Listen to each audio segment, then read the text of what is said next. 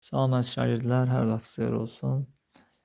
Bugün natural ədədlər mövzusundan test nümunə misallarının izahını sizə göstərəcəm. Həllərini sizə göstərəcəm. Biz natural ədədlər mövzusunun izahını yekunlaşdırdıq. İndi də test nümunə misallarının izahını göstərəcəm sizə.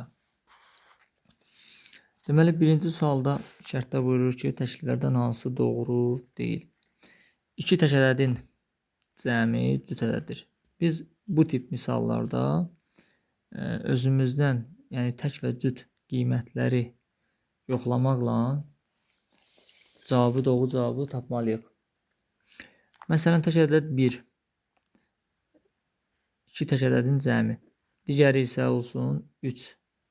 1 üstə 3, 4. Deməli, 4 cüt ədədi doğru cavabdır.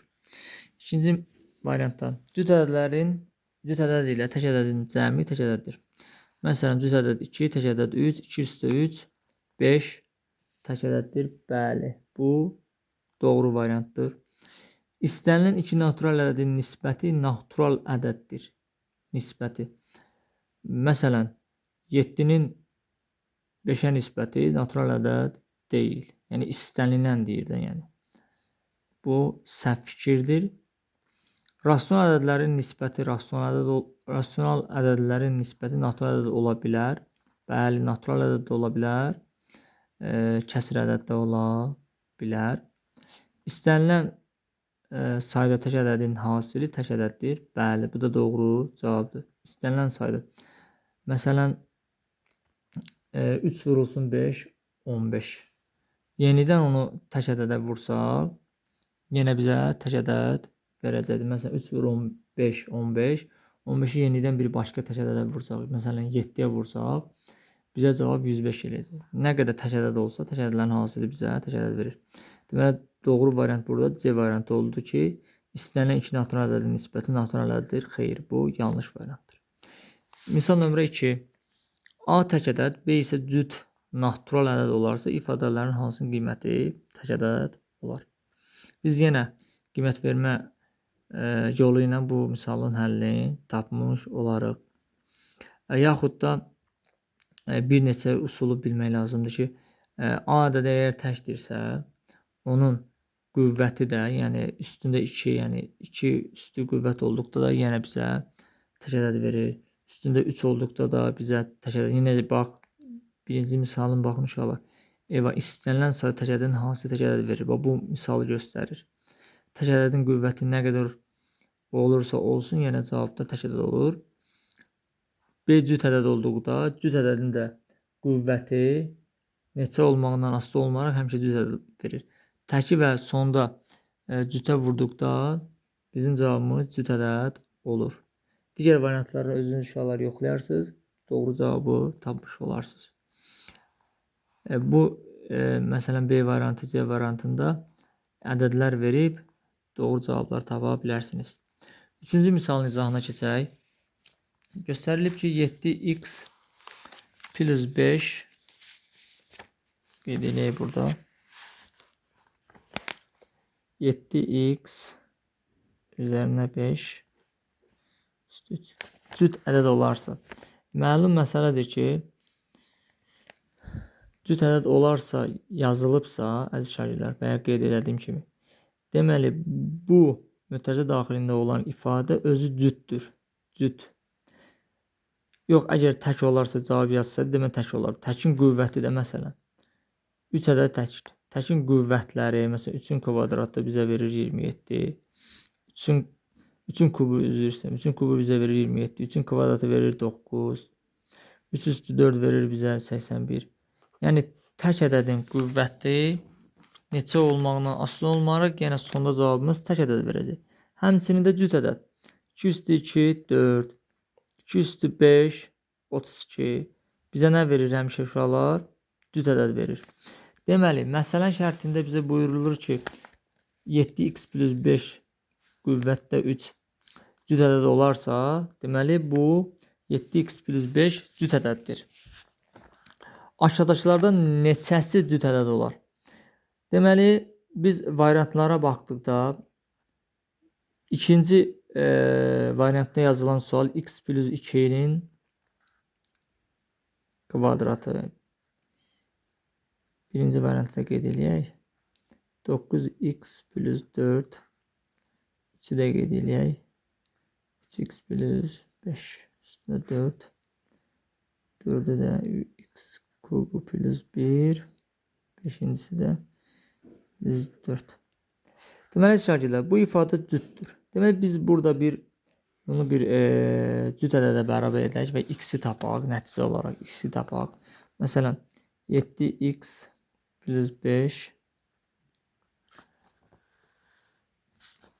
bərabərdir 12'ye. 7x bərabərdir 12'dən 5 çıxdıqda 7x bərabərdir 1. Deməli x-in 1 qiymətində ifadəmiz cüt ədəd olur. Və biz x-in 1 cavablarını burada neyək? Yoxlayaq. Bura bizə tək verir. Bura bizə tək verir.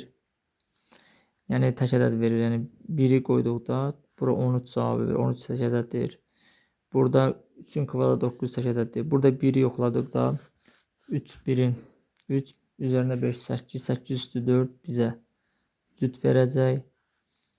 1'in kubu 1 1 üstə 1 2 bura bizə cüt verəcək. 1 üstə 1 2 2 üstü 4 də bizə cüt verəcək. Yekunda cavablarımız olduğu hansılar? 3 4 5. Yəni bu tip misalların həllini bu cür asanlıqla tapa bilərsiniz. Növbəti misala keçək. Dördüncü misalda bundan birini izah eləyəcəm. Digərini özünüz həll edərsiniz. 379'a bərabərdir. Bizdə A plus B cəmini soruşur. Əziz şagirdlər, deməli biz bunu dərs izahında da izah etdik ki 379 yazmalıydım. 379. Dərs izahında izah etdim ki mərtəbə vahidləri üzrə açılış. Təşlik onluq yüzdür. Yəni 100A yazırdıq. Üzərinə 10B gəlirdik. Üzərinə 5 gəlirdik. Yəni 1 vurulsun 5 kimi yazmadım. Təşlik onluq. Yəni 10A üzərinə gəlsin 1B, yəni B. 379'a bərabərdir. Yekunda 100A 10A. Bizə 110A edir. 10B bir də B 11B. 379'dan 5 çıxanda 374. Buradan 11'i mötərizə xaricinə çıxartsaq 10A plus B bərabərdir 374 yazarıq. Və 10A plus B bərabərdir 11'in 374'ü 11'ə bölsək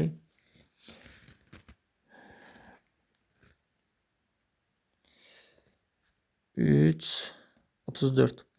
Deməli 10A plus B bizə 34 verir. Yəni AB ədədi 34'ə bərabərdir. Yəni buradan da asanlıqla görmək olur ki, A ədədi 3, B ədədi 4'müş. Bizdə sonda nə istəyirdi? A plus B-nin cəmini istəyir. 3'də 4, 7, D variantı olur. Növbəti misala 5-ci misalı özünüz yaza bilərsiniz. Daha onun izahını vermirəm. 6-cı misalı da yaza bilərsiniz. Keçirik 7-ci misala. 7-ci misalda şərtdə belə buyurulur ki, 37 bölünsün x bərabərdir y qalıq 5. X plus y-in ən kiçik qiymətimizdən soruşur. Əziz şagirdlər, deməli qalığımız 5-dirsə, qalığımız 5-dir. Bizim bölənimiz 6'dan böyük olmalıdır. Yəni 6 özü və 6'dan böyük olmalıdır. Və ən kiçik qiymətini soruşduğu üçün biz x-in yerinə 6 götürməliyik. 37 bölünsün 6 bərabərdir.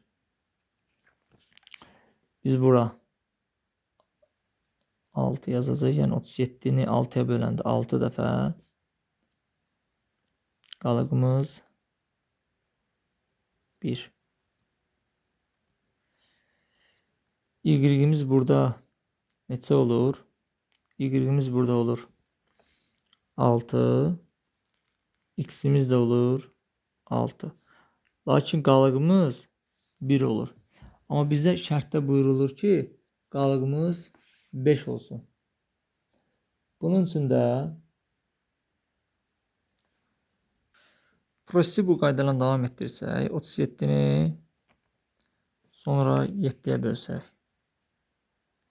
bərabər edir 5, qalıb 1, qalıb 2.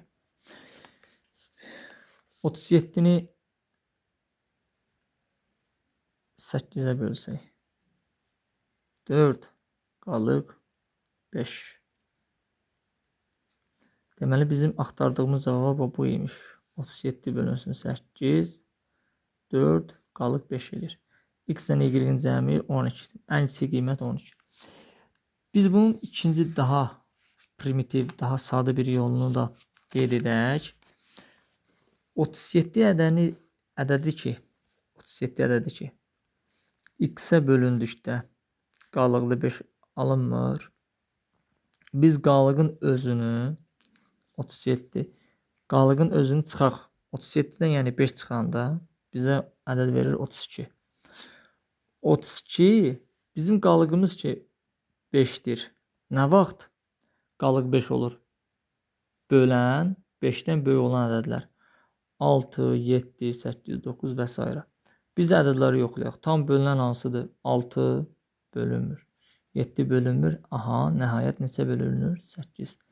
Deməli, bizim X-imiz 8, Y-imiz də 4. Bu üsul, ikinci üsul daha rahatdır. Birinci üsul biraz qiymət vermə, biraz vaxt vaxtın çox itməsinə səbəb olar. İkinci üsul daha rahat və primitivdir. Növbəti misala keçək, misal izahına keçək. Deməli, 8-ci misalda şərtdə belə buyurulur. Natural ədədi 11-ə bölünməsində alınan qalıqların cəmi. Sadə bir misaldır. Dərs izahında demişik. Ədədin A ədədinin 11-ə bölünməsində alınan qalıqlar deməli nə olur? 11-dən kiçik olur. Deməli, hansılardır? 10-dur, 9-dur, 8, 7, 6, 5, 4, 3, 2, 1, 0. Bunların cəmini bizdən soruşur. Bunu da rahat bir üsulla tapa bilərsiniz. 10, 9, 1-in 10, belə bu yolu bilirsiniz də yəqin ki. 8, 2, 10, 7, 3, 10. Onların sayını axırda cəm hissəsinə vurarsınız. Neçədən 10 təşkil edir. Daha rahat yol ilə hesablayarsınız. 9-cu misal. A bölünsün X. Bunu özünüz daha yazarsınız. A bölünsün X. Bərabərdir 4, qalıq 5. Yenə A-nın ən kiçik qiymətini bizdən soruşur. Biraz şərt olaraq belə bir yanaşma edeyim sizin rahat olsun deyənə. Yəni qalıq 5-dir. Deməli, X-imiz neçə ola bilər? 5-dən böyük olan ədədlər. 5-dən böyük olan ilk ədədi götürün. Yəni, yekunda cavabı almış olarsınız. 10-cu misala baxaq.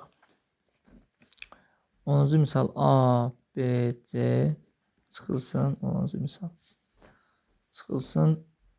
C, B, A bölünsün. A plus C bərabərdir 9. A vur C cəmini bizdən soruşur. Deməli, burada açılışları qeyd edəcəyik. 100A üzərinə yazsın 10B plus C çıxılsın. 100C çıxılsın, yəni çıxma işarəsini bir dəfə də ötərəcəm açıram. 10B çıxılsın A. Bölünsün A plus C bərabərdir 9A. Buradan 100A çıxılsın A. 99A. 10B mənfi 10B. Bunlar islah getdilər. Burada 99C bölünsün A plus C-yə bərabərdir 9A. Buradan 99-un mütərizə xaricdən çıxartsaq A minus C bərabər 9 vurulsun A plus C-yə. İxtisar aparsa 9-a 11 vurulsun A minus C bərabər A plus C. Biz burada A minus C-yi 1 götürsək, A plus C-yi də 11 götürsək, sistem tənliyi həll edərək. Deməli, A minus C 1-ə bərabərdir, A plus C də 11-ə bərabərdir. Burada misilləri daha yazmaya ehtiyac olmadı. Yəni, A minus C 1K, A plus C 11K, yəni ehtiyac duymadım. Əgər bizim cavabımız uyğun olmasa, misillərini götürə bilərik. Deməli, tərəf-tərəfə toplayanda 2A bərabərdir 12, A bərabərdir 6. A-mız 6-dır. Yerinə qoyduqda C-miz də 5 edir. Bizdən nə soruşurdu? A vur C hasili 30. A vur C hasili bizə 30 verir. Cavab oldu D variantı. 10 misalın izahı izləyin. İnşallah növbəti dərslərimizdə digər misal tipləri də buradan izah edəcəm. Sağ olun, sağlıqla qalın.